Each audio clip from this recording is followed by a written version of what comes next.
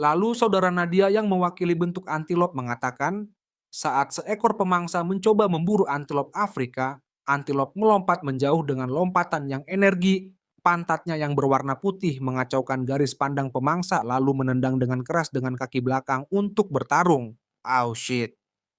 Lalu saudara Nadia lain yang mewakili Haina menyebut bahwa Haina adalah salah satu binatang paling mengerikan di padang rumput. Gigitannya cukup untuk menghancurkan tulang sapi dengan mudah. Bahkan yang lebih buruk lagi, seringkali menargetkan bagian dalam dan anus mangsa yang benar-benar mengerikan. Lalu saudara lain yang mewakili piton Afrika menyebut bahwa dia adalah predator paling misterius. Dia menggunakan kamuflase untuk menyatu dengan lingkungan. Ketika pemangsa berjalan, dia akan menyerang secara langsung dan melilit di sekitar tubuh mangsa dengan keras hingga mati tak bisa bernapas. Lalu si ular piton membuka mulutnya lebar-lebar dan perlahan menelan mangsanya mulai dari kepalanya. Lalu Nadia sendiri mewakili macan tutul Afrika dan menyebut dia adalah pembunuh paling hebat. Bahkan, dia bersembunyi di pohon dan tiba-tiba menyerang mangsanya. Sekali menggigit leher, mangsanya tidak dapat melarikan diri dan mati dalam waktu yang sama. Teh Dewi yang menyaksikan hal ini menilai bahwa ini luar biasa. Lebih hebat dari terakhir kali dirinya belum pernah melihat hal seperti ini sebelumnya. Dalam situasi yang sangat begitu brutal, bahkan dengan kekuatan fisik yang luar biasa, seseorang tak akan mampu bertahan. Lagi pula berhadapan dengan 4 bintang yang masing-masing memiliki kemampuan yang sangat berbahaya. Itu sangat tidak mungkin. Dan Lin Xin hanya manusia, bagaimana mungkin bisa menang jika ada kesalahan. Lin Xin bahkan dapat kehilangan nyawanya. Akankah Lin Xin jatuh atau kalah setelah berjuang keras? Teh Dewi pun sangat bersemangat dan berharap Lin Xin memberikan kejutan lainnya. Lalu Lin Xin pun kini mencengkeram. Kaki saudara Nadia yang menyerupai antilop. Dia pun menyebut Lin Xin sangat kuat. Dirinya tidak bisa menahannya.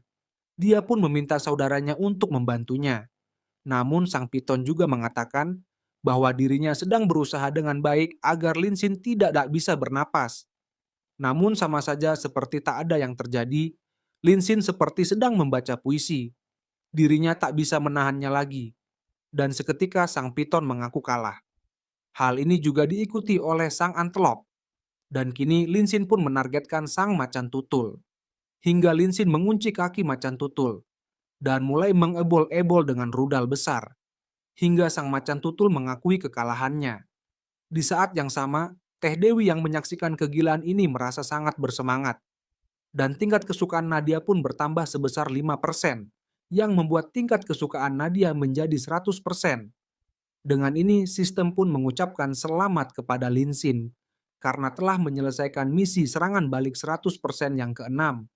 Dengan ini, Badia akan setia kepada Lin Xin dan tidak akan pernah mengkhianati Lin Xin.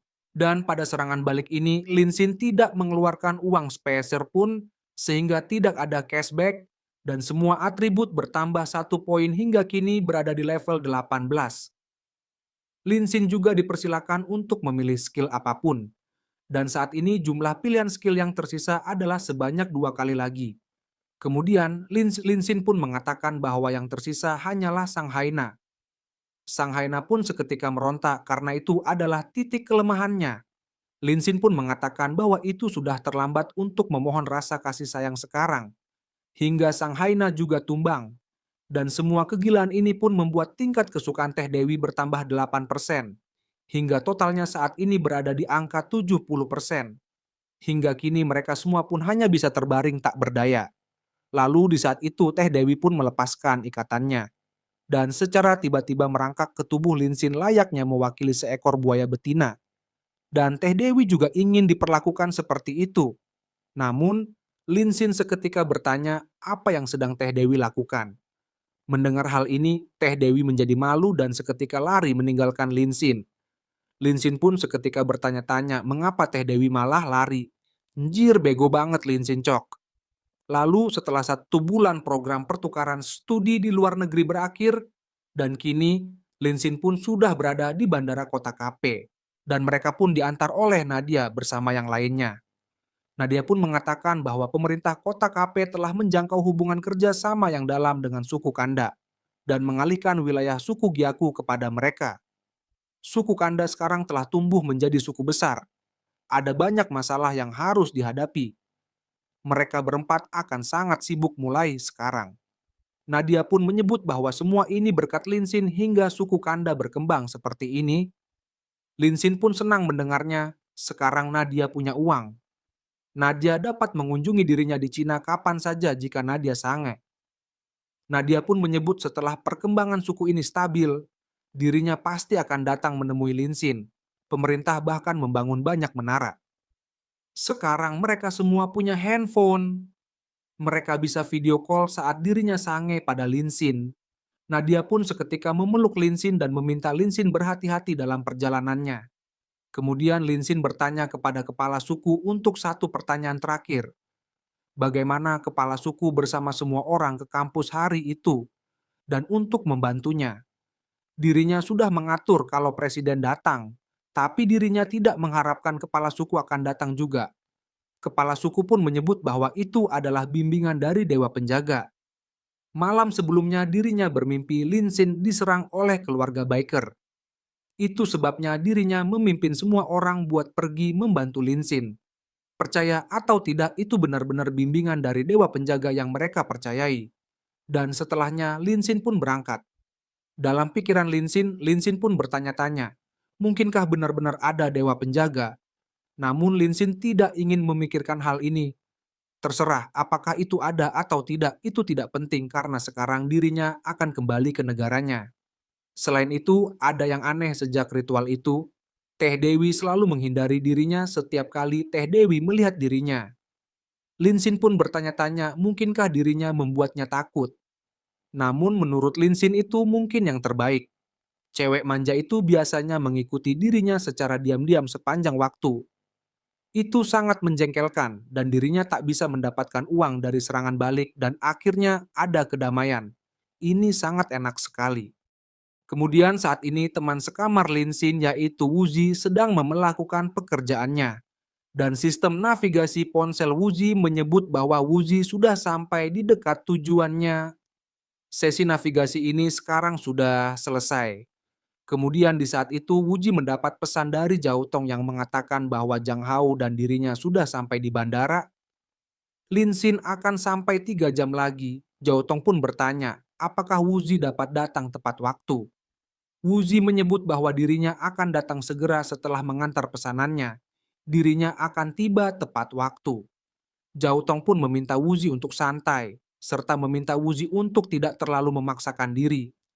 Wuzi bahkan menggunakan waktu luangnya untuk mengantar makanan. Wuzi pun menyebut bahwa dirinya tak bisa diam karena pengiriman makanan semakin sulit, karena menjadi pengemudi lebih cocok untuk dirinya dan itu tidak mengganggu kelasnya. Lalu di saat yang sama seseorang menegur Wuzi dan bertanya apakah Wuzi sopir yang dirinya pesan. Wuzi pun menyapa balik serta bertanya apakah dia adalah pelanggan dengan nomor handphone sekian-sekian. Orang itu pun membenarkan hal itu dan seketika melempar kunci mobilnya serta meminta Wuzi untuk cepat karena mereka sedang terburu-buru. Wuzi pun mengerti.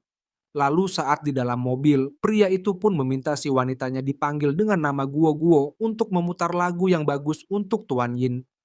Guo-Guo pun mengerti. Lalu Guo-Guo pun maju ke depan dan bertanya lagu apa yang harus dirinya putarkan. Tuan Yin pun hanya diam memandang Guo-Guo dengan tatapan sangenya. Dan seketika Tuan Yin menepuk Guo-Guo dengan kencang. Guo-Guo pun seketika meminta Tuan Yin untuk menghentikannya, dirinya sedang memilih lagu. Tuan Yin pun menyebut bahwa Guo-Guo lah yang mengundangnya buat malam ini. Jadi jangan salahkan dirinya. Sedangkan Wuzi yang melihat 2 gunung besar di depannya hanya bisa menelan air liurnya. Lalu Guo-Guo yang telah selesai pun seketika memberikan pukulan kenikmatan kepada Tuan Yin karena sudah menggoda dirinya. Tuan Yin pun mengatakan bahwa Guo-Guo luar biasa, dirinya tak bisa menanganinya. Pria itu pun menyebut bahwa itu bukan apa-apa. Klub mereka penuh dengan cewek cantik. Dengan ini pria itu mengajak Tuan Yin memanggil Pei-Pei, Duo-Duo dan Lele nanti. Malam ini Tuan Yin akan sangat menikmatinya. Guo-Guo pun menyebut bahwa manajer Meng benar-benar saudara Tuan Yin yang baik. Semua cewek mereka adalah yang terbaik. Biaya mereka lebih dari 20.000 yuan. Tuan Yin pun bertanya, apakah benar seperti itu? Manajemen pun menyebut itu bukan apa-apa. Tuan Yin yang sangat membantu. Dirinya bahkan tidak tahu bagaimana cara mengucapkan terima kasih. Tuan Yin pun menyebut bahwa itu hanya proyek kecil yang lebih dari 2 juta saja. Manajemen pun mengatakan bahwa Tuan Yin sangat murah hati. Manajemen pun meminta Guo untuk menelepon 2 cewek lagi nanti. Manajemen pun juga meminta Guo untuk tidak khawatir tentang biayanya, bisa taruh semuanya pada rekening miliknya. Guo pun berterima kasih kepada manajemen, dirinya janji Tuan Yin menikmati malam-malam yang indah ini seperti raja. Lalu di saat itu manajemen pun memperhatikan Wuzi dan seketika bertanya kepada Wuzi dengan menyebutnya sebagai driver kecil. Wuzi masih terlihat muda. Apakah Wuzi masih kuliah? Wuzi pun membenarkan hal itu. Dirinya akan segera lulus. Tuan Yin pun juga bertanya, apakah Wuzi punya pacar? Wuzi pun mengatakan bahwa dirinya tidak punya. Tuan Yin pun menduga bahwa Wuzi belum pernah memegang tangan cewek. Guo pun seketika menyebut bahwa Tuan Yin sangat jahat. Dan secara tiba-tiba kaki Guo berada di dashboard mobil. Anjir, sungguh mengguncangkan iman Wuzi. Manajemen pun bertanya, apakah kaki ini cantik? Apakah Wuzi mau memegangnya? Wuzi pun menilai bahwa perkataan orang mabuk jangan dianggap serius. Wuzi pun seketika meminta tolong untuk tidak bercanda. Dirinya lagi mengemudi. Manajemen pun menyebut Wuzi sebagai anak kuliah yang masih polos. Dengan ini biarkan dirinya saja yang menyentuhnya sendiri. Tuan Yin pun tertawa dan menyebut manajemen sangat tahu cara bermain. Dan tak berselang lama, mereka pun kini telah sampai di tujuan. Lalu manajemen pun menyebut Wuzi sangat pandai mengemudi, cepat dan stabil. Wuzi pun mengucapkan terima kasih untuk ujiannya dan untuk tarif perjalanan ini adalah 52,6 yuan. Dalam pikiran Wuzi menilai orang ini sangat kaya. Mungkin dia akan memberi dirinya tip. Manajemen pun mengerti dirinya akan mentransfernya pada Wuzi dan seketika. Uang yang masuk adalah 50 yuan. Wuzi pun sangat kaget karena tidak sesuai prediksinya serta biaya sebenarnya kurang. Wuzi pun segera menegur manajemen karena belum bayar semuanya. Masih kurang 2,6 yuan lagi. Mendengar hal ini, manajemen pun tertawa kencang dan menyebut Wuzi bercanda. Tuan Yin pun menyebut anak kuliah ini lucu sekali. Wuzi pun menjelaskan bahwa ini adalah harga yang ditetapkan perusahaan, bukan sesuatu yang dirinya buat. Tarifnya ditentukan sistem dan tidak dapat ditawar. Jadi Wuzi meminta kepada mereka untuk membayar sisanya.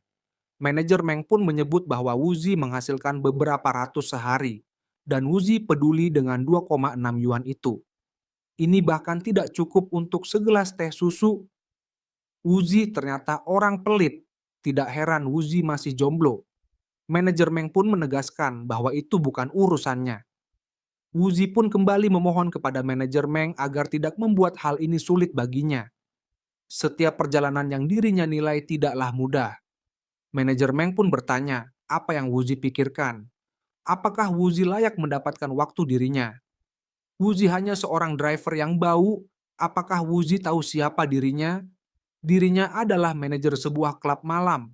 Dirinya mendapat lebih dari 100.000 sebulan. Dirinya tidak peduli dengan beberapa yuan ini. Wuzi pun menegaskan bahwa itu tidak ada hubungannya dengan dirinya.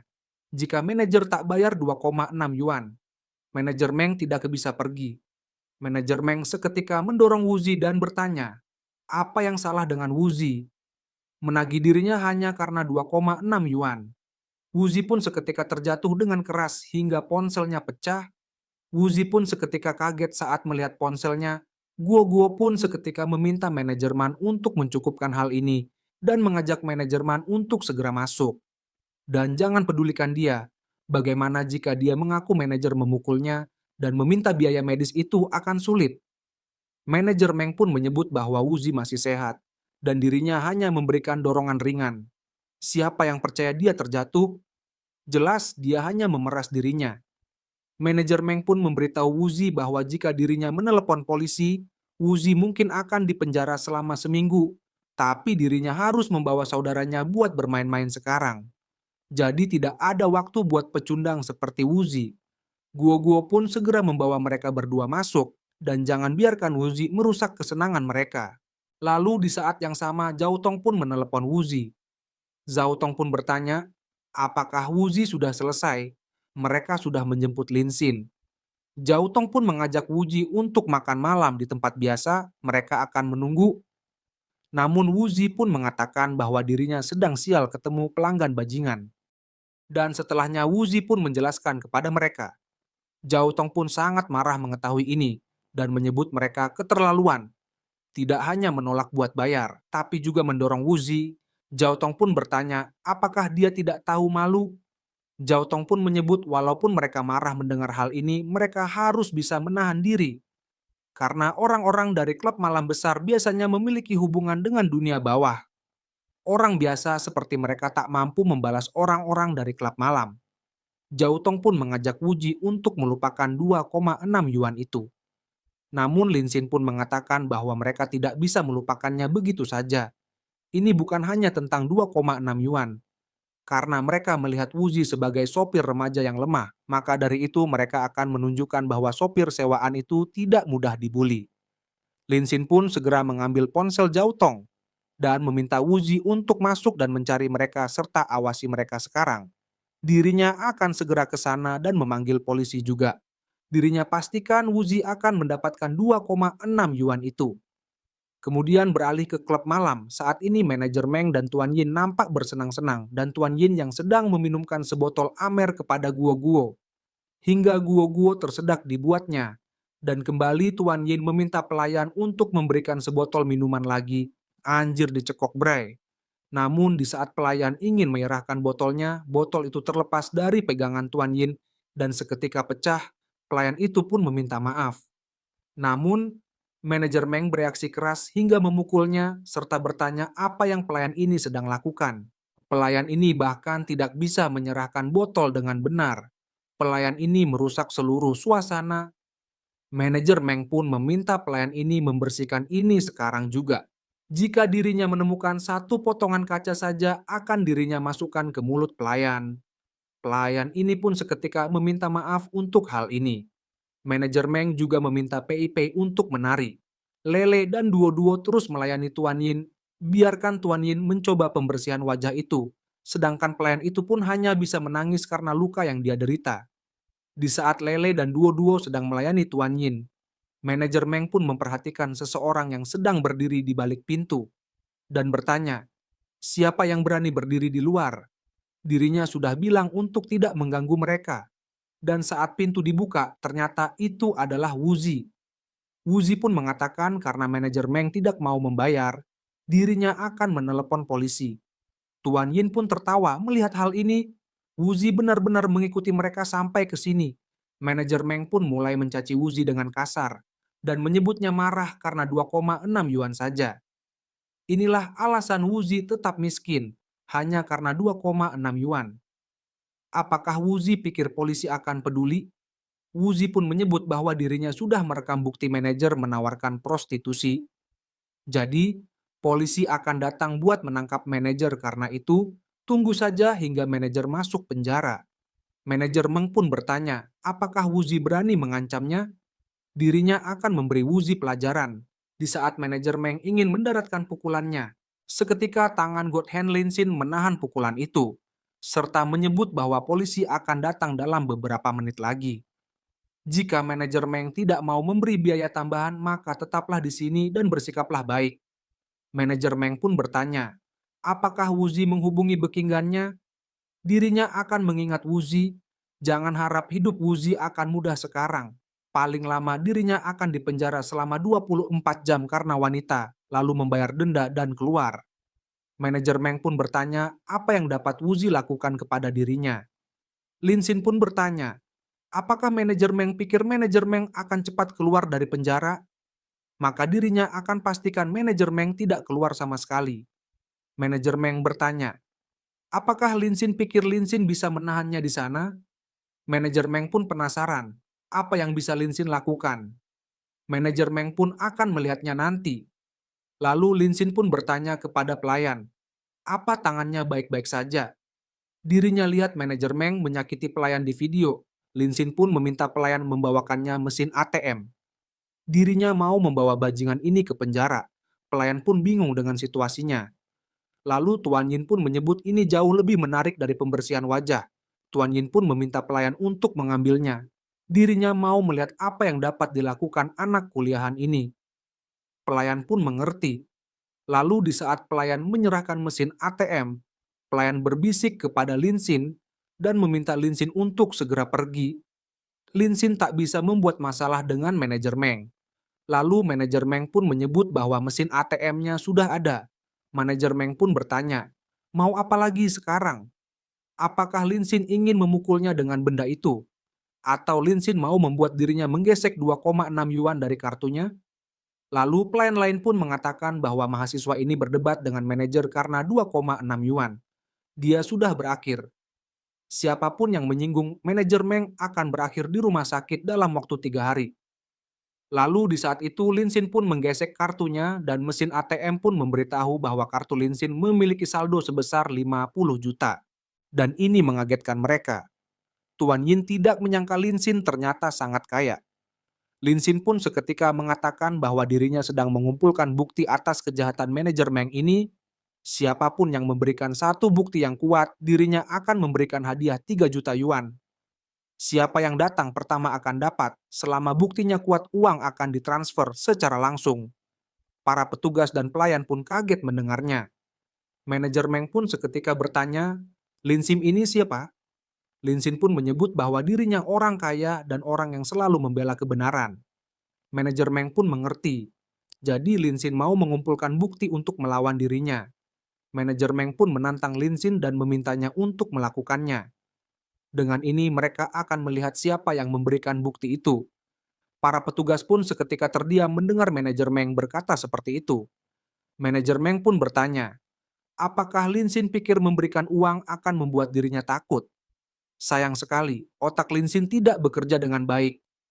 Apakah Lin Xin pikir ada orang yang akan percaya Lin Xin memberikan 3 juta yuan hanya untuk satu bukti? Manajer Meng pun meminta semua orang untuk mendengarkannya. Ketika polisi sampai di sini, dirinya akan menuntut mereka karena secara diam-diam melanggar hak privasi dan reputasinya. Siapapun yang membantunya bersaksi melawan Lin Xin, dirinya akan memberikan hadiah 5.000 yuan per orang. Manajer Meng pun bertanya kepada Lin Xin, mau main-main dengan dirinya? Rambut Lin Xin belum tumbuh semua. Di saat manajer Meng terus menantang Lin Xin, tiba-tiba seseorang maju dan menyebut bahwa dirinya punya bukti. Dirinya tahu tindakan kriminal manajer Meng. Pelayan pun seketika menunjukkan bukti bahwa manajer Man sering kali secara rahasia menambah air di amer yang ditinggalkan tamu. Melihat rekaman ini, para pengunjung pun tidak terima dengan hal ini dan menyebut manajer bajingan. Tidak heran rasanya tidak enak. Dia bahkan bilang amer itu rasanya seperti ini karena sudah terlalu lama dibuka. Mereka membayar puluhan ribu untuk amer sialan itu. Dengan ini mereka akan memasukkan manajer ke penjara. Manajer pun seketika bereaksi dan menyebut pelayan ini berbohong. Itu adalah amernya sendiri dan pelayan ini berani menjebak dirinya. Dirinya akan memecat pelayan ini besok dan memastikan pelayan ini tidak dapat menemukan pekerjaan dimanapun di kota ini. Dirinya akan menyuruh orang untuk mematahkan kaki pelayan ini. Selain itu, apakah pelayan ini pikir Lin Xin benar-benar akan memberinya 3 juta? Pelayan ini benar-benar bodoh dan terkecoh dengan hal ini. Namun pelayan ini tidak menyesal sama sekali dan mengatakan bahwa dirinya sudah mau berhenti. Manajer Meng menghina dan menganiaya setiap hari. Bahkan jika dirinya tidak mendapat 3 juta, dirinya tetap akan melaporkan manajer hari ini. Dirinya akan membuat manajer membayar buat semua yang telah manajer lakukan. Lalu Lin Xin pun tanpa berbicara, seketika mentransfer uang sebesar 3 juta kepada pelayan ini, hingga notifikasi menyebut bahwa 3 juta telah ditransfer. Dan hal ini membuat si wanita terkejut. Lin Xin pun menyebut bahwa pelayan ini sangat berani. Hanya satu bukti saja sudah cukup untuk memenjarakannya selama mungkin. Itu hadiah yang seharusnya pelayan ini dapatkan. Mengetahui hal ini, manajer semakin murka dan menyebut Lin Xin anjing babi bangsat bajingan. Di samping itu, pelayan lainnya mengetahui hal ini mulai berbisik dengan rekan-rekannya dan menyebut Lin Xin benar-benar berani. Dia juga benar-benar menepati janjinya selama mereka bersama melaporkan manajer Meng dengan banyak bukti yang ditumpuk. Apa yang perlu ditakuti jika manajer Meng membalasnya? Dengan ini, pelayan lain pun membulatkan tekadnya. Hingga para pelayan mendekati Linsin dan menyebut bahwa masing-masing dari mereka mempunyai bukti mengenai kelakuan manajer Meng. Bahkan, hal ini tidak hanya menggerakkan semua pelayan, namun juga wanita-wanita penghibur yang ada di klub malam tersebut yang menyebut bahwa mereka punya bukti. Salah seorang dari mereka menyebut bahwa manajer Meng bahkan memaksa seorang pendatang baru yang menyebabkan orang itu bunuh diri. Wanita lain juga mengatakan bukti lain di ponselnya kalau manajer menggunakan jabatannya untuk menekan mereka dan menahan penghasilan buat mereka. Manajer Meng tidak menyangka bahwa semua orang mulai menyudutkannya. Lalu Linsin pun menyebut bahwa hanya dengan tumpukan bukti ini saja cukup untuk membuat manajer dipenjara selama puluhan tahun. Jika situasinya cukup serius, manajer Meng mungkin bahkan akan dihukum mati. Manajer Meng pun tidak bisa membendung emosinya dan menyebut mereka semua pecundang miskin yang benar-benar berani melawan dirinya. Mereka semua pantas untuk mati. Linsin pun menyebut manajer masih berpikir untuk memukul orang. Linsin pun meminta manajer Meng untuk menikmati waktunya membusuk di penjara. Manajer Meng pun mengerti sekarang, Linsin pasti dikirim oleh klub-klub saingan untuk menghancurkan klub mereka. Manajer Meng menyebut Linsin sebagai bajingan kejam. Mendengar hal ini, Wuzi pun menyebut bahwa ini seperti yang dirinya pikirkan. Manajer tetap tidak mengerti. Di mata manajer perjuangan dirinya hanya untuk 2,6 yuan hanyalah industri atau sengaja membuat masalah. Mungkin bagi manajer 2,6 yuan tidak berarti apa-apa. Namun manajer tidak sadar bahwa kalau setiap sen adalah hasil kerja keras dan uang darah yang dihasilkan dari pekerja seperti mereka yang bangun pagi-pagi dan bekerja sampai malam, manajer tidak hanya menolak untuk membayar, tapi manajer menginjak-injak martabat mereka tanpa batas. Bahkan dengan apa yang terjadi sekarang, manajer Meng tetap tidak mengakui kesalahannya. Wuzi pun meminta manajer Meng untuk melihat matanya dan jawab dirinya. Begitu juga dengan pekerja lainnya yang meminta manajer Meng untuk menjawab hal ini.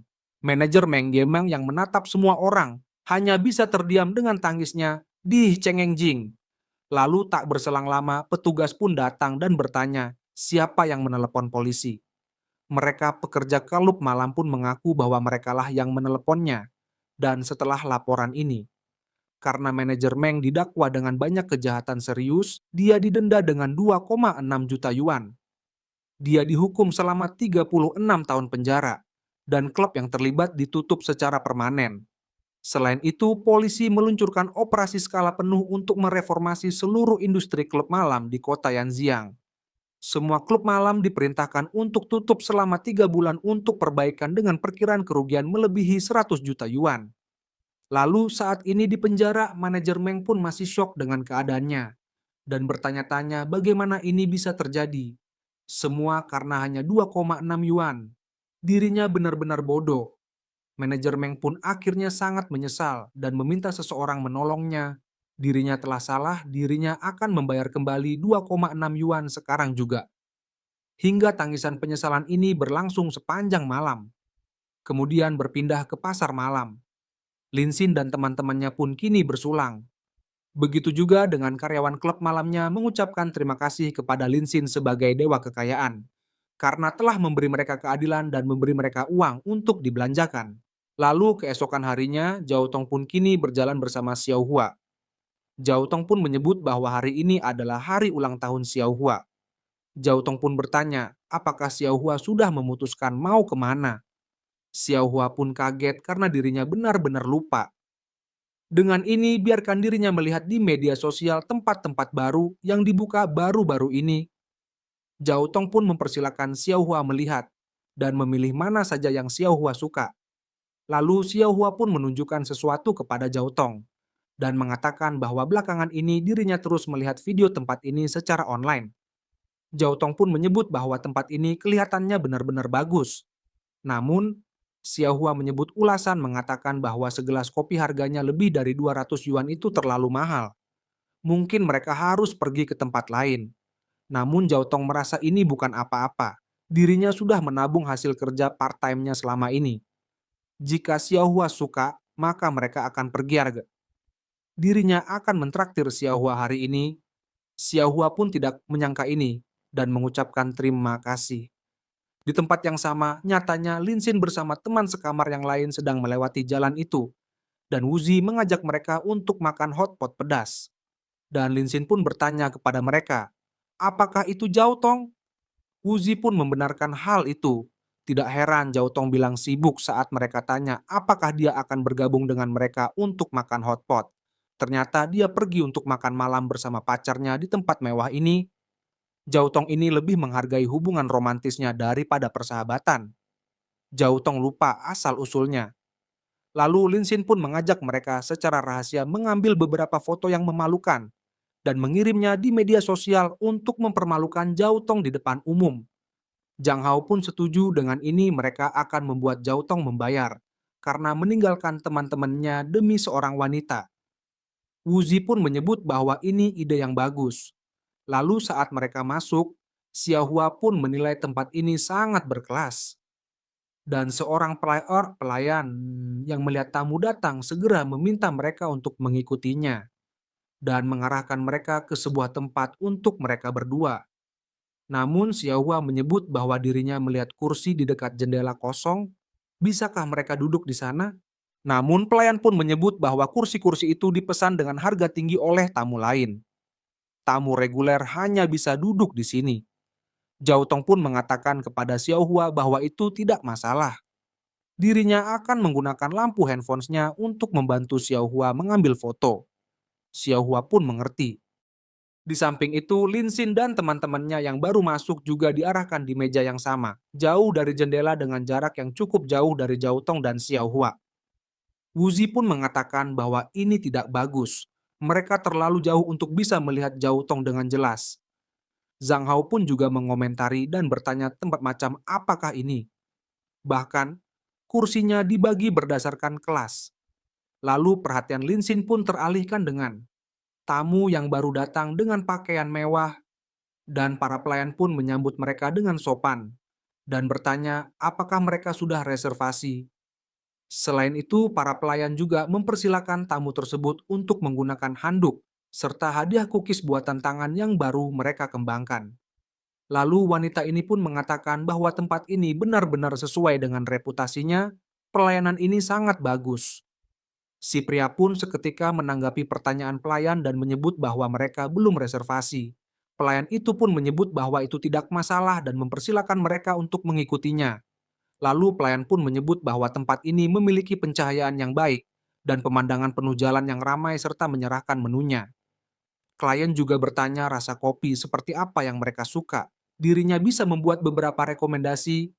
Si wanita kembali mengatakan bahwa ini tidak buruk sama sekali. Melihat hal ini, Zhang Hao pun merasa kesal. Para pelayan benar-benar memperlakukan orang berdasarkan penampilan mereka. Di samping itu, Xiao Hua mengatakan bahwa dirinya sudah lihat gambar di Xiao Maosu. Dengan ini mereka akan pesan kue stroberi ini. Lalu Zhao Tong sendiri menilai bahwa mereka sudah di sini selama lebih dari 10 menit. Dan belum ada yang menerima pesanan mereka. Bahkan di meja tidak ada kode QR untuk melihat-lihat. Lalu Zhao Tong pun seketika mengangkat tangannya untuk memesan. Namun pelayan seketika dengan nada datar bertanya, mereka ingin apa serta melempar buku menunya. Bintang 1 Nu pelayan. Di saat Zhao Tong membuka menunya, Zhao Tong pun sangat kaget saat melihat harga stroberi yang diinginkan Xiao Hua. Harganya setengah bulan gajinya. Melihat reaksi Zhao Tong, Xiao Hua pun bertanya kepada Zhao Tong, ada apa? Dan Zhao Tong pun memperlihatkan menunya. Xiao Hua pun seketika kaget melihatnya.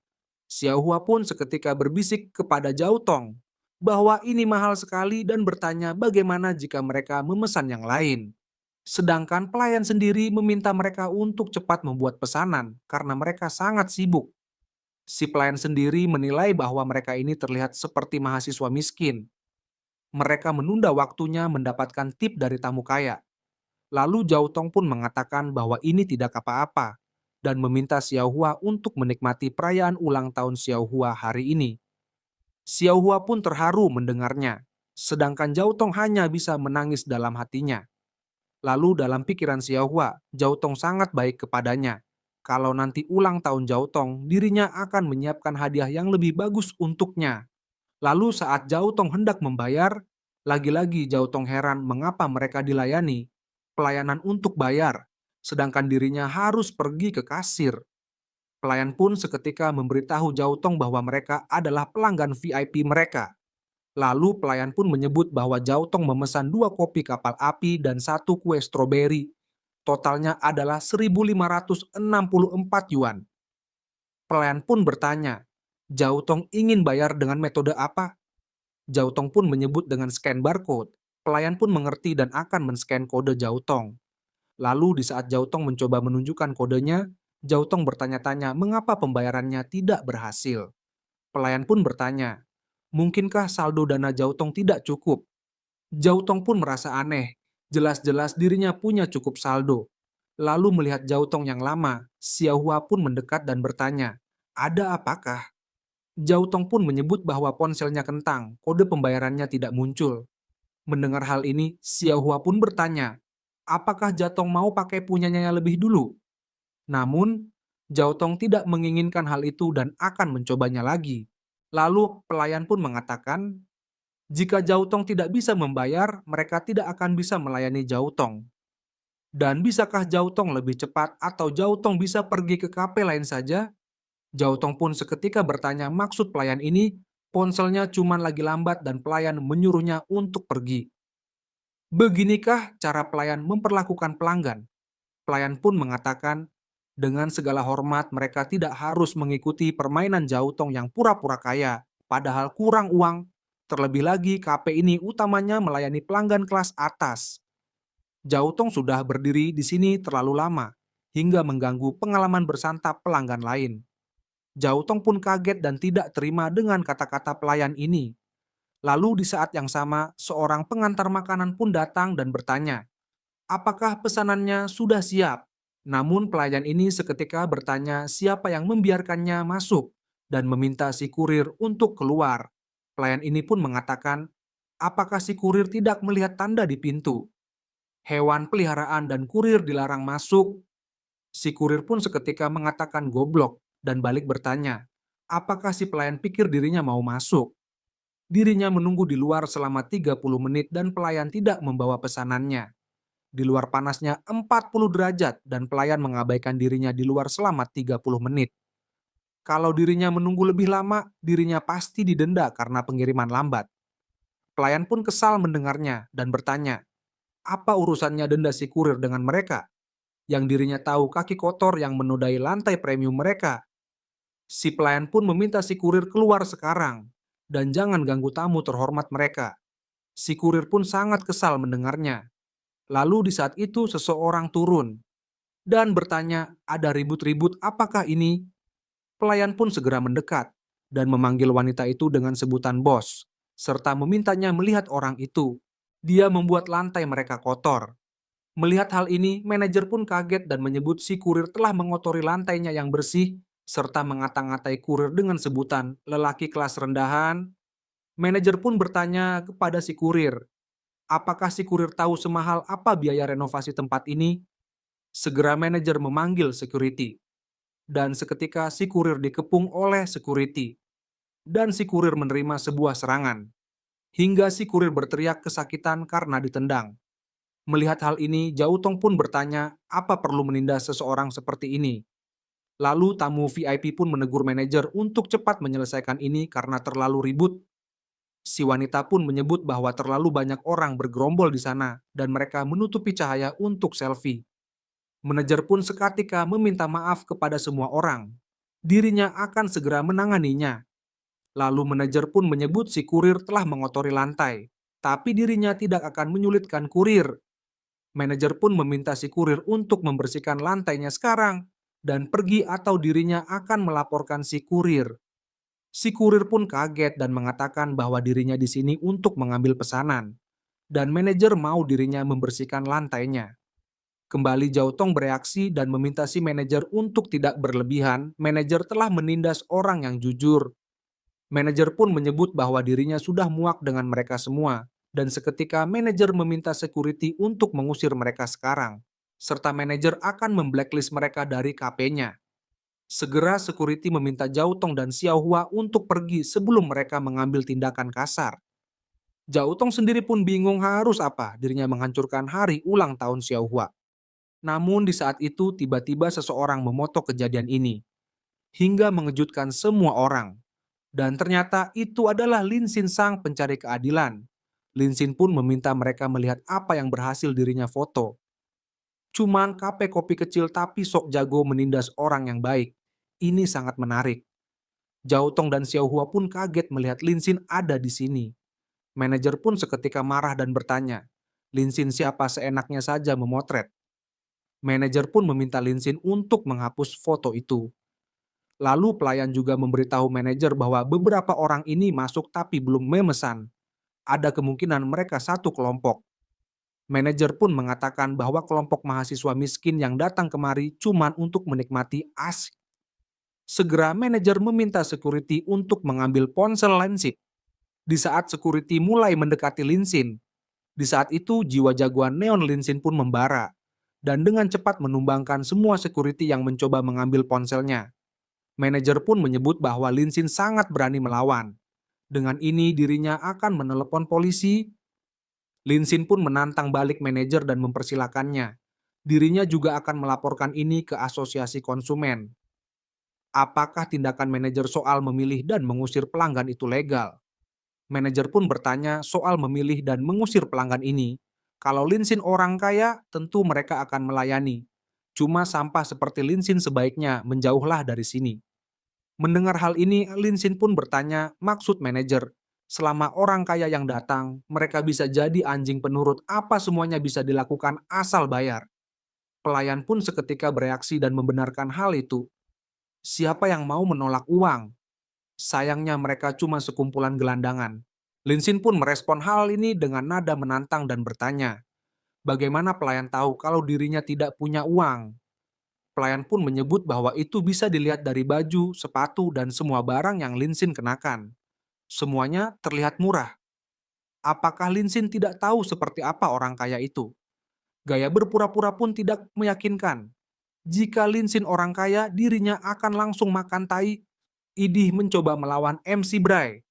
Mendengar hal ini, Lin Xin seketika mengambil mesin ATM di tangan salah satu pelayan. Dan seketika menggesek kartunya dan terdengar bahwa saldo rekeningnya ada 1 juta. Nah kan, ini baru permulaan. Hal ini pun seketika mengagetkan mereka pun tidak percaya mahasiswa Lin Xin ini punya tabungan 1 juta. Namun manajer pun seketika mengejek Lin Xin yang cuma punya 1 juta sudah sok jago. Lin Xin tidak tahu satu lampu gantung di kafe ini harganya 1 juta. Tamu di sini mana ada yang asetnya kurang dari 10 juta. Hanya mahasiswa miskin seperti Lin Xin. Entah dapat uang dari mana langsung pamer kemana-mana. Lalu salah satu tamu VIP pun mencoba memberitahu Lin Xin sebuah kenyataan. Di dunia ini uang bukan segalanya. Yang paling penting adalah koneksi. Lalu manajer pun menambahkan sebagai contohnya, Yan Jiang. Apakah Lin Xin tahu orang paling kaya di sini? Lingkaran atas itu, Lin Xin bahkan tidak berani membayangkannya. Pengembang kawasan ini adalah Tuan Su. Dia adalah bagian dari lingkaran itu dan dia adalah teman lama dirinya. Dan Tuan Su itu hebat, karena kenal dengan Tuan Qian. Lin Xin pun tersenyum mendengar nama Tuan Su dan Tuan Qian ini, dan mengatakan bahwa sepertinya dirinya pernah mendengarnya. Manajer pun tertawa melihat sikap Lin Xin dan bertanya, apakah Lin Xin pantas menyebut nama Tuan Qian? Tuan Qian adalah Raja Yanxiang, asetnya tidak terhitung. Uangnya pun tak akan bisa dihabiskan. 1 juta receh Lin Xin di hadapannya bagai debu. Lin Xin pun tidak menyangka manajer cukup tahu tentang Tuan Qian, tapi kebetulan dirinya kenal Tuan Qian dan juga Tuan Su. Manajer pun merespon hal ini dan menyebut bahwa dirinya belum pernah melihat orang yang suka membual seperti ini. Pelayan pun menyebut Lin Xin sangat banyak gaya. Untuk apa Lin Xin berpura-pura dan menyebut Lin Xin sebagai badut. Tamu VIP pun tidak menyangka bisa minum kopi sambil melihat drama Indosiar. Tuan Su saja hanya pernah dirinya lihat dari jauh. Kalau dia benar-benar datang, Lin Xin pasti akan mengompol ketakutan. Lalu Lin Xin pun menantang manajer. Jika manajer sebagai pemilik KP teman lama Tuan Su, maka panggil dia sekarang biar mereka lihat apa dirinya benar-benar kenal dia atau tidak. Manajer pun bertanya soal menyuruh Tuan Su datang ke sini. Memangnya siapa Lin Xin?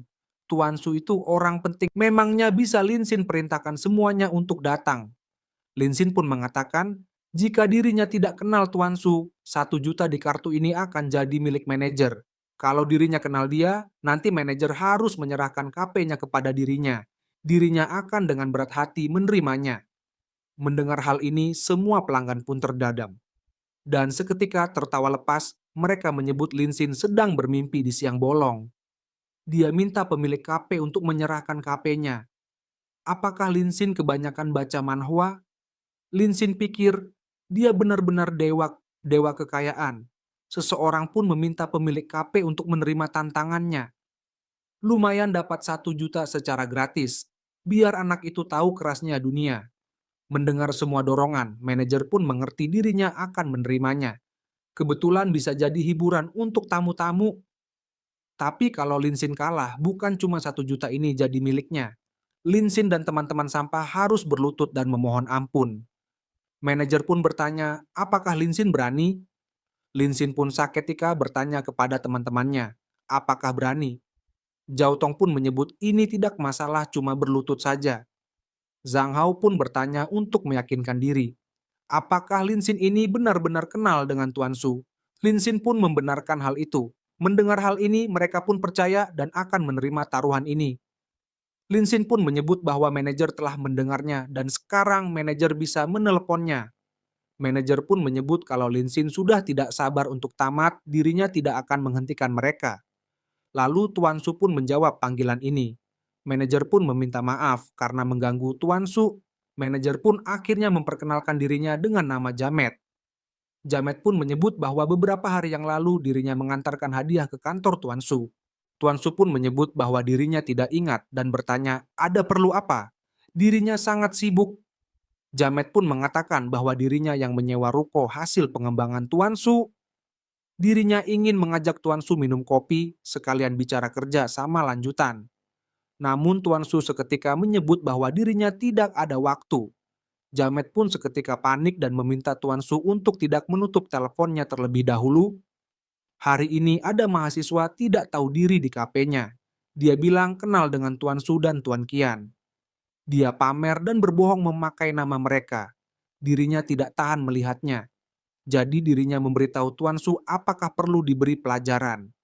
Tuan Su pun seketika bertanya lagi, siapa mahasiswa yang kenal dirinya dan Tuan Qian? Tuan Su pun bertanya seperti apa mahasiswa itu dan siapa namanya. Jamet pun menyebut bahwa dia seperti mahasiswa biasa, penampilan biasa cuma pakai kaos dan senda swallow. Kalau tidak salah namanya adalah Lin Xin. Tuan Su pun seketika merespon cepat hal ini dan mengatakan bahwa mahasiswa bernama Lin Xin itu berani menjelekkan nama baiknya dan Tuan Kuan. Ini tidak boleh dibiarkan. Tuan Su pun mengerti. Tuan Su pun meminta Jamet untuk mengirimkan lokasinya. Dirinya akan ke sana untuk memberinya pelajaran. Jamet pun mengerti dirinya akan menunggu kedatangannya. Dan saat telepon ditutup, situasi menjadi hening sebentar. Dan setelahnya heboh kembali. Tuan Su pun menyebut bahwa alur cerita ini agak familiar. Tuan C pun menyebut mahasiswa bernama Lin Xin. Bukankah itu Tuan Qian? Sepertinya Tuan Qian sedang mencari hiburan. Tuan C pun mengatakan bahwa mahasiswa biasa cuma pakai kaos dan sendal swallow itu sungguhlah lucu. Dengan ini Tuan Su pun mengajak mereka ikut dan bantu Tuan Qian pamer. Tuan Su pun membenarkan hal itu. Siapa tahu Tuan Qian senang dan membeli 2 pila dari dirinya. Yanyan pun juga mengatakan bahwa dirinya sudah lama tidak bertemu Lin Xin. Dengan ini dirinya akan ikut dan mereka semua akan bermain peran untuk Tuan Qian. Dan seketika mereka berangkat. Di samping itu Jamet pun menilai ini luar biasa. Tuan Su benar-benar datang. Dirinya bisa ajak dia makan dan mengobrol. Akan lebih baik kalau bisa diperkenalkan dengan Tuan Qian, maka masa depannya akan cerah. Lalu Jamet pun mengatakan bahwa Lin Xin sudah dengar. Tuan Su sedang menuju ke sini. Sekarang Lin Xin tahu betapa berpengaruhnya dirinya.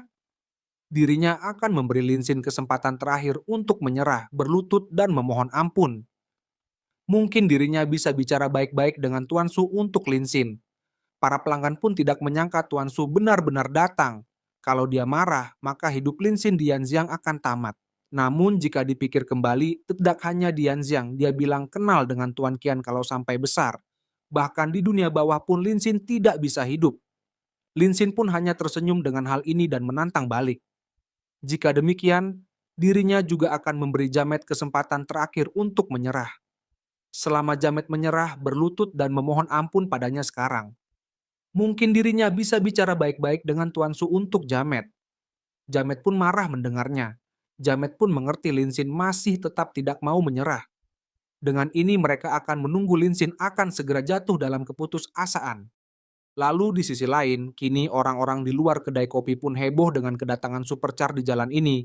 Mereka heboh dan bertanya, bukankah itu Ferrari Plus? Harganya mencapai 9 juta yuan. Selain itu, ada juga Lamborghini Silver Shadow. Cuman ada 30 unit di seluruh dunia, dan semua mobil ini diparkirkan di pinggir jalan.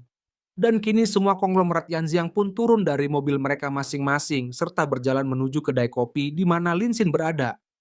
Orang-orang yang berada di kedai kopi pun seketika menatap ke jendela dan menyebut semua orang kaya di Yanxiang ada di sini. Jamet pun sangat bersemangat melihat hal ini dan tidak menyangka. Selain Tuan Su, ternyata ada Tuan Peng, Direktur C, dan Direktur Chu. Mereka semua tokoh papan atas di Yanxiang. Apalagi wanita itu putri sulung keluarga, Jiang Presiden Xinyan Technology Group. Aset perusahaannya puluhan miliar. Dia juga ternyata datang ke sini. Segera para pelayan berbaris menyambut kedatangan tokoh Yanxiang.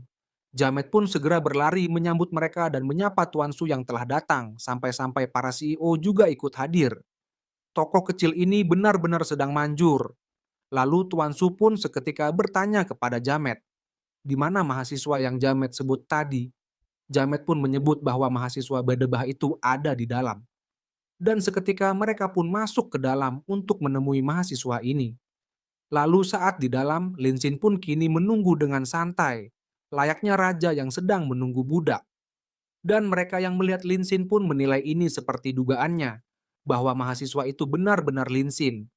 Lin Xin yang menatap mereka pun hanya tersenyum, serta memberikan isyarat melalui matanya. Mereka pun hanya tersenyum melihat hal ini, dan bertanya kepada Jamet bahwa mahasiswa inikah yang Jamet maksud. Jamet pun mengatakan bahwa Lin Xin ngotot bilang kenal dengan Tuan Su dan semua bos besar. Lin Xin bikin heboh semua orang gara-gara hal sepele ini. Tapi kalau dia tidak diberi pelajaran, dirinya takut Lin Xin menjadi-jadi dan bikin malu semua orang. Tamu-tamu pun membenarkan hal itu. Para tamu pun meminta para bos untuk tidak membiarkan orang seperti Lin Xin. Mahasiswa seperti Lin Xin harus diberi pelajaran. Beli kopi saja tidak sanggup, tapi masih berani cari gara-gara di sini. Apakah pantas Lin Xin berada di lingkaran orang kaya dan terpandang? Lalu Jamet pun bertanya kepada Lin Xin, bagaimana sekarang Tuan Su sudah datang? Beranikah Lin Xin mengaku kenal dengan Tuan Su? Jamet pun menyebut bahwa Lin Xin telah kalah dan meminta Lin Xin untuk berlutut serta meminta maaf. Namun Lin Xin kembali menantang Jamet dan bertanya, siapa yang bilang dirinya kalah? Lin Xin pun meminta Jamet untuk mendengarkannya baik-baik. Dirinya sangat kenal dengan Tuan Qian. Lin Xin yakin mereka semua belum pernah bertemu dengan Tuan Qian. Jika mereka minta baik-baik, mungkin dirinya masih mau bermurah hati dan mengenalkan Tuan Qian kepada mereka. Jamet pun kaget mendengar pernyataan Lin Xin dan bertanya, apakah Lin Xin pikir bisa mengenalkan dirinya dengan Tuan Qian? Tamu lain pun tertawa mendengarnya dan bertanya, apakah Lin Xin tahu siapa Tuan Qian itu? Mahasiswa biasa malah sok-sokan bilang bisa mengenalkan Tuan Qian. Ini benar-benar lucu. Mahasiswa ini benar-benar tidak tahu diri, tetap keras kepala walaupun posisinya sudah seperti ini, benar-benar badut sejati. Lin Xin pun mengerti dengan ini dirinya akan menghitung sampai 3, dan Tuan Qian akan muncul di depan mereka semua. Dan Lin Xin pun kini mulai menghitung mundur. Melihat hal ini, Jamet pun tertawa dalam pikirannya. Jamet yakin para bos pasti akan menghukumnya habis-habisan. Para tamu juga memiliki pikiran yang sama seperti Jamet. Dan saat hitungan ketiga, nyatanya para bos seketika membungkukkan badan dan menyapa Lin Xin dengan sebutan Tuan Qian. Dan hal ini pun mengagetkan semua tamu. Begitu juga dengan Jamet. Lalu Tuan Cuan pun bertanya kepada Lin Xin tentang kapal pesiar yang Lin Xin beli. Beberapa hari lagi akan ada pesta di laut lepas. Tuan Cuan pun bertanya, apakah Lin Xin berkenan hadir? Tuan Su pun juga bertanya, mengapa Lin Xin minum kopi di tempat kecil seperti ini? Ini sama sekali tidak sepadan dengan kelas Lin Xin. Di perkebunan dirinya di Prancis ada beberapa botol anggur ratusan tahun. Tuan Su pun bertanya, apakah Lin Xin mau dirinya kirimkan untuk Lin Xin? Sedangkan Tuan C pun bertanya mengenai Rolls Royce Phantom mewah yang dirinya beri kepada Lin Xin waktu itu. Apakah masih nyaman untuk dipakai? Jika Lin Xin ingin itu bisa diganti dirinya punya Bentley Rocket. Kemudian Yanyan pun seketika memeluk Lin Xin dari belakang serta menciumnya. Yanyan pun mengatakan bahwa dirinya kangen dan sange. Lin Xin pun meminta Yanyan untuk sabar karena dirinya sedang sibuk. Nanti dirinya sempatkan waktu untuk menemui Yanyan. Lalu para tamu pun tidak menduga ini bahwa mahasiswa yang terus mereka rendahkan ternyata Tuan Qian, sang dewa kekayaan. Jamet pun seketika lemas menghadapi kenyataan di depannya bahwa Lin Xin adalah Tuan Qian. Lin Xin yang melihat Jamet pun bertanya, bagaimana pendapat Jamet sekarang? Peng Belian pun seketika mengambil tindakan dan menendang Jamet serta bertanya, apakah Jamet buta sampai-sampai menyinggung Lin Xin? Peng Belian pun menyebut Jamet pengecut yang berani pada yang lemah. Sekarang Jamet menabrak sebuah tembok baja. Jamet pun seketika memohon kepada Tuan Su untuk menolongnya berbicara baik-baik pada Lin Xin. Namun Tuan Su seketika menjauhkan Jamet dari kakinya dan mengatakan bahwa Jamet menyinggung Lin Xin itu sama saja dengan menginjak mukanya. Apakah Jamet masih punya muka untuk meminta bantuannya? Tuan Cuan pun menyebut bahwa Jamet benar-benar tukang sewenang-wenang, suka bedakan orang berdasarkan kaya atau miskin.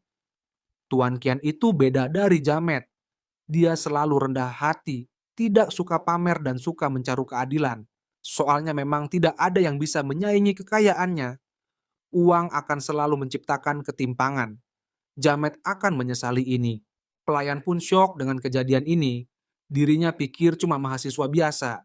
Ternyata mereka malah menyinggung Tuan Qian. Sedangkan Jamet pun tidak tahu lagi harus berbuat apa. Jamet pun seketika bersujud dengan membenturkan kepalanya berkali-kali serta mengakui bahwa dirinya salah, buta, suka menindas yang lemah, dan takut pada yang kuat. Dirinya kejam. Dengan ini dirinya akan menyerahkan tokoh ini kepada Lin Xin, serta meminta Lin Xin untuk mengampuninya. Lin Xin pun seketika berdiri dan menekan kepala Jamet. Lin Xin pun mengatakan kalau Jamet dari awal mengaku salah, mungkin dirinya masih bersedia menerima permintaan maaf Jamet, tapi sekarang sudah terlambat. Kembali Jamet mengatakan bahwa dirinya buta sebelumnya dan meminta Lin Xin menerima tokoh ini. Jika tidak, bagaimana nasib dirinya selanjutnya? Jamet pun memohon dengan sangat takut hingga ngompol di celana. Si Enying malah ngompol. Para tamu pun tidak menduga ini Jamet bakal ngompol. Ini sangat bau. Pelayan pun bertanya kepada Jamet, apakah Jamet tidak apa-apa serta memintanya untuk bangun mengganti dengan popok bayi. Jamet dengan tangisnya pun tidak ingin bangun sampai Lin Xin memaafkan dirinya.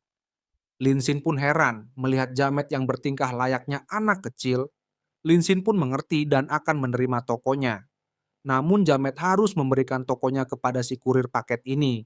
Si kurir pun seketika kaget dengan hal ini. Begitu juga dengan Jamet yang diminta untuk memberikan tokonya kepada si kurir. Lin Xin pun seketika bertanya, apakah Jamet tidak ingin memberinya? Jamet pun tidak membenarkan hal itu, mana mungkin dirinya menolak. Dirinya bersedia untuk memberikannya kepada si kurir, asalkan Lin Xin mau memaafkannya. Si kurir yang bingung pun tidak percaya ini, dirinya jadi pemilik toko. Para tamu tidak percaya ini juga. Cuma satu kata dari Lin Xin, kurir itu langsung berubah nasib. Kini kurir dan pemilik toko bertukar posisi. Hari ini benar-benar pertunjukan yang luar biasa. Setelahnya di depan kedai kopi, Tuan Su menyebut bahwa urusannya sudah selesai. Apakah Lin Xin mau makan bersama nanti? Tuan C pun mengajak semua orang untuk pergi. Namun Yanyan pun menyebut bahwa sepertinya Lin Xin masih punya urusan lain setelah ini. Lin Xin pun menyebut bahwa Yanyan memang paling mengerti dirinya. Lin Xin pun mengucapkan terima kasih banyak kepada saudara-saudaranya. 2 hari lagi dirinya akan mentraktir mereka semua untuk makan. Dan Lin Xin meminta mereka semua untuk datang. Dan sekarang dirinya mau merayakan ulang tahun dirinya. Makan hotpot pedas bareng teman-teman sekamar. Dan Lin Xin pun pamit pergi. Kemudian berpindah ke sebuah penginapan. Saat ini Lin Xin pun sedang bisa melakukan pertempuran hingga mengalahkan beberapa orang. Anjing tiba-tiba gelut berai. Dan di saat yang sama Neng Ica yang memperhatikan Lin Xin pun mulai khawatir. Dan seketika bertanya, apakah Lin Xin tidak apa-apa? Lin Xin pun meminta Neng Ica untuk tenang. Para pembunuh ini bahkan tidak bisa menyentuh bajunya. Lin Xin pun seketika balik bertanya, apakah Neng Ica tidak apa-apa? Neng Ica pun mengaku bahwa dirinya merasa gelisah. Mendengar hal ini, Lin Xin pun bertanya apakah mereka menggunakan racun. Namun nyatanya bukan itu. Neng Ica pun mengaku gelisah karena Lin Xin. Lin Xin pun meminta Neng Ica untuk menjaga sikapnya. Dirinya sudah punya pacar. Namun Neng tidak menghiraukan hal ini dan seketika lari memeluk Lin Xin dan menjatuhkannya di atas kasur. Njir, apakah ada adegan ebol-ebol? Lalu Neng Ica pun meminta Lin Xin untuk menolongnya. Lin Xin pun meminta Neng Ica untuk menunggu. Ini tidak benar. Mereka tidak boleh melakukan ini. Hingga pada akhirnya Caca masuk mendobrak pintu dan mengatakan bahwa mereka berdua ternyata selama ini main belakang di belakang dirinya. Jika demikian maka mereka harus hancur bersama-sama. Seketika Neng Ica pun kaget melihat Caca hendak melempar sebuah bom waktu. Di saat hitung mundur menunjukkan waktu ledakan. Seketika Neng Ica pun berteriak. Dan nyatanya itu hanya mimpi dari Neng Ica. Di saat yang sama sebuah panggilan telepon pun datang. Dan segera Neng Ica menjawab telepon ini. Seseorang ditelepon dengan nama Direktur Yu meminta maaf. Karena mengganggu Neng Ica pagi-pagi begini. Ica pun bertanya apakah ada yang bisa dirinya bantu. Lalu Neng Ica pun ingat dalam pikirannya bahwa Direktur Yu dari Tongkuan TV, dia banyak membantunya saat dirinya mempromosikan film The Unbreakable Xiaoyin. Dia bahkan memberi diskon besar waktu acaranya tayang di platform mereka. Lalu Direktur Yu mengatakan bahwa acara Let's Fall in Love Iceland Idol musim ke-6 akan mulai tayang minggu depan. Dirinya ingin mengundang Neng Ica untuk ikut berpartisipasi. Direktur Yu pun bertanya, apakah jadwal Neng Ica sedang kosong? Lalu Neng Ica mengetahui bahwa Let's Fall in Love Iceland Idol adalah salah satu reality show kencan paling terkenal di TV. Mereka memilih 3 pria dan 3 wanita lalu menurunkan mereka di sebuah pulau tak berpenghuni untuk bersama selama 5 hari. Melewati berbagai tantangan, para peserta didorong agar saling jatuh cinta. Dan jika ada yang benar-benar berjodoh, mereka boleh meninggalkan pulau sebagai pasangan. Peserta campuran antara selebritas dan orang biasa. Karena semuanya tanpa skrip, tiap musim selalu banjir dengan penonton dan komentar langsung. Acaranya memang dibuat untuk menjodohkan, memicu drama, dan viral. Setiap musim pasti ada klip yang trending dan heboh di internet. Lalu Neng Ica pun bertanya kepada Direktur Yu, bukankah Direktur Yu bukan penanggung jawab acara ini? Mengapa Direktur Yu menghubungi dirinya? Dan Direktur Yu juga tahu dirinya tidak suka ikut reality show. Direktur Yu pun memohon kepada Neng Ica. Atasan meminta dirinya menghubungi Neng Ica karena merasa cukup dekat. Lagi pula Neng Ica punya film baru yang akan rilis. Neng Ica tahu stasiun mereka senang mempromosikan selebritas di acara variety. Namun Neng Ica pun seketika meminta maaf. Dirinya tidak tertarik menjalin hubungan palsu hanya demi sensasi. Namun kembali Direktur Yu meminta Neng Ica untuk menunggu dan jangan tutup teleponnya lebih dulu. Neng Ica sedang populer sekali sekarang. Jadi mereka benar-benar ingin bekerja sama dengan Neng Ica. Bayaran tampilannya juga lumayan besar. Dan Neng Ica bisa mempromosikan film barunya. Lagi pula kalau tidak mau berpura-pura jatuh cinta pun tidak apa-apa. Asal jangan gandengan tangan dengan cowok manapun. Acara ini tetap tanpa skrip. Selain itu, mereka hanya kurang 2 peserta lagi. 1 pria dan 1 wanita. Direktur pun memohon demi pertemanan mereka. dirinya akan berhutang budi pada Neng Ica. Mendengar hal ini, Neng Ica pun menyebut bahwa dirinya bisa ikut tapi dengan satu syarat. Dirinya mau bawa seorang teman, dia hanya orang biasa. Direktur Yu pun menyebut ini tidak masalah sama sekali. Mereka memang selalu melibatkan peserta non-selebriti setiap musim. Direktur Yu pun mengucapkan terima kasih atas partisipasi Neng Ica. Setelahnya, Neng Ica menilai bahwa dirinya pasti benar-benar merindukan Lin Xin. Makanya sampai mimpi seperti itu. Tapi dirinya sendiri tidak tahu harus bagaimana bicara dengan Lin Xin lagi. Mungkin acara ini bisa jadi kesempatan yang pas. 5 hari di pulau itu mungkin ada kesempatan bicara lebih banyak. Mungkin bisa meluruskan semua kesalahpahaman. Kemudian di asrama cowok, seketika Neng Ica pun mengirim sebuah pesan kepada Lin Xin mengenai reality show ini dan bertanya apakah Lin Xin ingin ikut dengan dirinya. Mendengar penjelasan Neng Ica mengenai liburan gratis di pulau dibayar ada hadiah juga.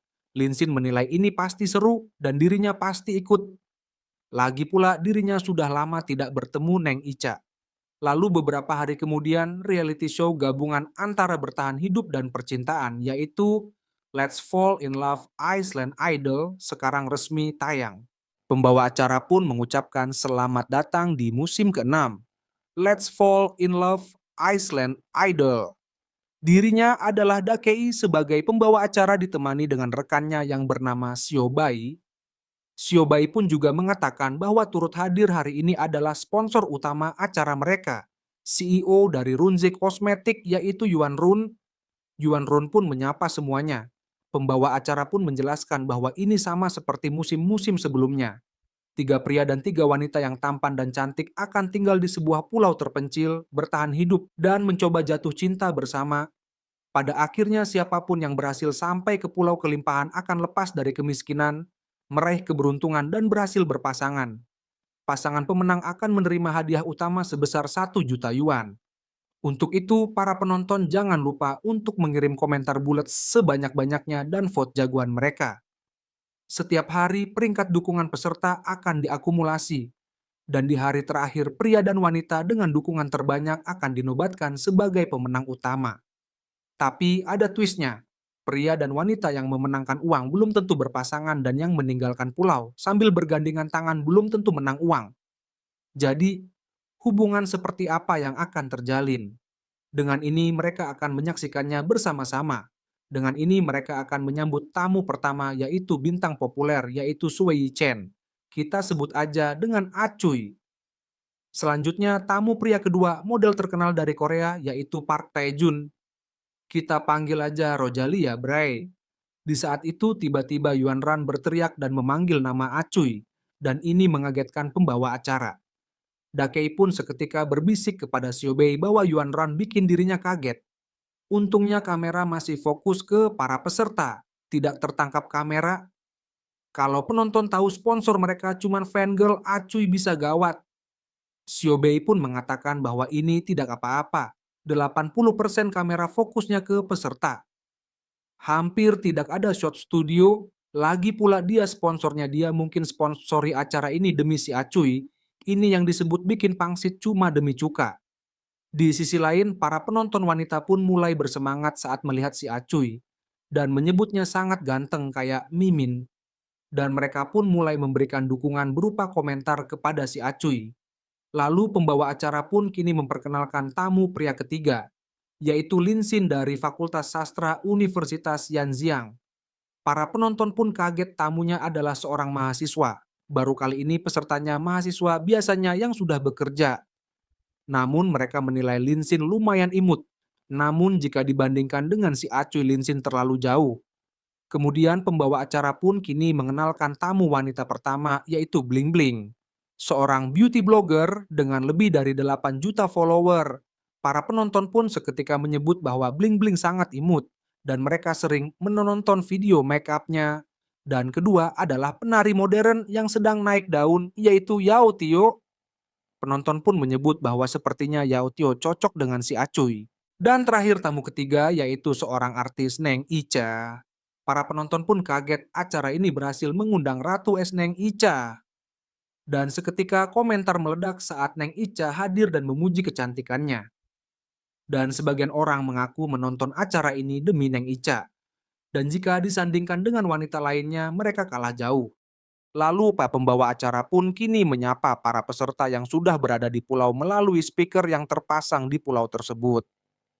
Pembawa acara menyebut bahwa pulau ini bernama Pulau Kelaparan. Seperti namanya, sumber daya di sini sangat terbatas. Mereka harus menggunakan kecerdikan, kekuatan, dan keberuntungan untuk bertahan hidup dan mencari jalan keluar. Aturan pertama untuk bertahan hidup di pulau terpencil adalah makanan. Tapi mencari makanan secara sembarang di pulau kelaparan jelas bukan pilihan bijak. Karena itu, tim produksi sudah menyiapkan 3 jenis kartu alat dari tingkat tinggi, menengah, dan rendah. Khusus 3 peserta pria menggunakan alat dengan benar akan sangat membantu dalam pencarian makanan. Para peserta pria akan berlomba terlebih dahulu, dan kartu alatnya diletakkan di garis akhir. Siapa yang sampai duluan akan mendapatkan kartu alat tingkat tinggi, dan kini peserta pria pun berdiri di garis start. Lalu Bling Bling pun menyebut bahwa si Acuy itu sangat jago lari. Di acara Runaway Boys yang pernah dia ikuti, tidak ada yang bisa mengalahkan kecepatannya. Yao Tio membenarkan hal itu. Dirinya pernah lihat videonya. Gaya lari si Acuy sangat elegan. Di samping itu, si Acuy yang menatap Neng Ica menilai bahwa Neng Ica itu sempurna luar dalam. Penampilan, kepribadian, bakat, bahkan 2 gunungnya pun sangat gede. Benar-benar wanita sempurna. Hanya wanita sekelas Neng Ica yang pantas bersanding dengan dirinya. Lalu Neng Ica sendiri yang terus menetap Linsin, berpikir dirinya sangat ingin bicara dengannya. Tapi menurut aturan acara, penonton tidak boleh tahu kalau para peserta saling mengenal di luar. Itu bisa merusak kesan misterius dan tidak terduga dalam program ini. Dan seketika pembawa acara pun memulai lombanya. Bersamaan dengan ini mereka bertiga pun mulai berlari. Dan untuk sementara si Acuy pun memimpin lomba lari ini. Para penonton wanita pun seketika heboh melihat hal ini, dan mereka bahkan ingin menangkap pasir yang ditendang si Acuy dengan wajah mereka. Namun penonton lain pun seketika terganggu dengan banjir komentar dari fans si Acuy. Meski hanya melihat komentarnya, rasanya mereka bisa mendengar teriakan fans si Acuy. Di sisi lain, Yuan Ran juga ikut bersorak melihat hal ini. Dalam pikiran Yuan Run, game ini sengaja dirinya rancang khusus untuk kakaknya tercinta. Biar semua orang bisa melihat betapa kerennya si Acuy dan makin banyak orang yang jadi fansnya. Namun tak perlu waktu lama. Lin Xin dengan full powernya seperti The Flash, seketika mendekat dan membalap si Acuy hingga berada di posisi terdepan. Dan seketika lebih dulu mengambil kartu alat peringkat atas. Dan ini mengagetkan semua orang. Dan Neng Ica pun nampak takjub dan menyebut Lin Xin sangat cepat. Hal ini pun seketika membuat perhatian Bling Bling dan Yao Tio teralihkan kepada Neng Ica. Dan ini membuatnya malu. Lalu pembawa acara pun tidak menyangka bahwa Lin Xin bisa sehebat itu. Pembawa acara pun mempersilahkan ketiga peserta pria untuk mengambil alat sesuai kartu kotak yang ada di sebelah mereka. Dan kartu langkah tingkat tinggi bisa ditukar dengan joran pancing dari serat karbon dan umpan premium, dan Lin Xin harus pergi ke laut untuk mencari makanan. Kalau alat tingkat menengah adalah tongkat panjang harus cari makanan di pohon, dan kartu alat tingkat rendah cuma sepasang sarung tangan. Jadi harus berburu makanan di semak-semak. Waktunya adalah 1 jam. Siapapun yang bisa mendapatkan makanan terbanyak dan berkualitas tertinggi akan menang. Pemenangnya akan mendapat makan siang mewah dan boleh memilih 1 gadis untuk menikmati makan bersama. Dan sekarang pencarian dimulai. Si Acu yang mulai mencari buah pun menilai memang dirinya tidak menang lomba. Tapi itu karena dirinya malas kepanasan dan malas basah-basahan. Di pohon juga banyak makanan dan waktunya cuma 1 jam. Mana bisa mancing dan cari jamur mengalahkan dirinya. Dan kali ini pasti dirinya yang menang. Ini wajar saja. Ini karena dirinya sempurna. Dan kembali komentar dibanjiri oleh fans Sia Cuy. Lalu Rojali yang sedang mencari di semak-semak pun berharap bahwa jamur ini bisa dimakan. Setelahnya si Acuy dan Rojali pun mengumpulkan hasil dari pencarian mereka. Para wanita pun senang melihatnya. Neng Ica pun menyebut ini sangat segar. Bling Bling pun menyebut bahwa buah ini kelihatannya enak dan memuji si Acuy yang luar biasa. Yao Tio menyadari walaupun makanannya tidak banyak, di pulau terpencil seperti ini sudah termasuk melimpah. Dengan ini sudah jelas kelihatan pemenangnya. Di saat Bling Bling ingin mengatakan pemenangnya, Neng Ica seketika menyelanya dan menyebut Linsin belum kembali. Yao Tio pun mengatakan bukan dirinya meremehkan Linsin, tapi dengan waktu sesingkat itu kayaknya susah buat dapat ikan. Lalu Rojali pun menyayangkan dirinya yang tidak dapat joran. Kalau dirinya yang memancing, 1 kilo juga pasti dapat dalam sejam. Namun di saat yang sama, Linsin pun datang dan meminta maaf karena agak telat. Dan seketika perhatian mereka tertuju kepada Linsin, yang membawa hasil tangkapannya di laut. Mereka pun kaget dengan hasil yang diperoleh oleh Linsin. Kembali Neng Ica kagum dengan kemampuan Linsin. Mereka pun tidak menduga bahwa Linsin akan mendapat lobster, tiram, kerang, dan bulu babi. Rojali pun menyebut bahwa bulu babi di musim ini lagi gemuk-gemuknya. Membayangkannya saja sudah kebayang manis dan segarnya. Yao Tio pun menyebut bahwa lobsternya sangat besar, dan Bling Bling pun tidak sabar ingin memakannya. Lalu pembawa acara pun dengan sangat tidak enak hati memperhatikan Yuan Run, mengumumkan bahwa pemenang kompetisi pencarian makan adalah Linsin. Namun hal ini tidak membuat Yuan Run berkecil hati. Menurut data, fans kakaknya bertambah puluhan ribu. Walaupun mahasiswa itu menang dalam satu permainan kecil, tidak masalah. Kamera dan traffic tetap yang utama. Kemudian pembawa acara pun meminta Linsin untuk memilih salah satu gadis untuk makan siang mewah bersama Linsin. Linsin pun dengan cepat memilih Ratu Esneng Ica untuk bersamanya. Dan cerita pun berakhir di sini. Terima kasih buat kalian yang udah nonton sampai akhir. Gimana menurut kalian? Seru nggak? Kalau seru komen di bawah. Dan untuk cerita kelanjutannya, tunggu sampai Sasuke punya anak kedua ya Bre. Agar Mimin nampung chapternya terlebih dahulu. Dan buat kalian yang penasaran dengan kelanjutannya, kalian bisa tekan tombol subscribe dan nyalain lonceng notifikasi agar kalian tidak ketinggalan video terbaru dari channel ini ya ini. Sekian dari Mimin, dan salam perkentodan.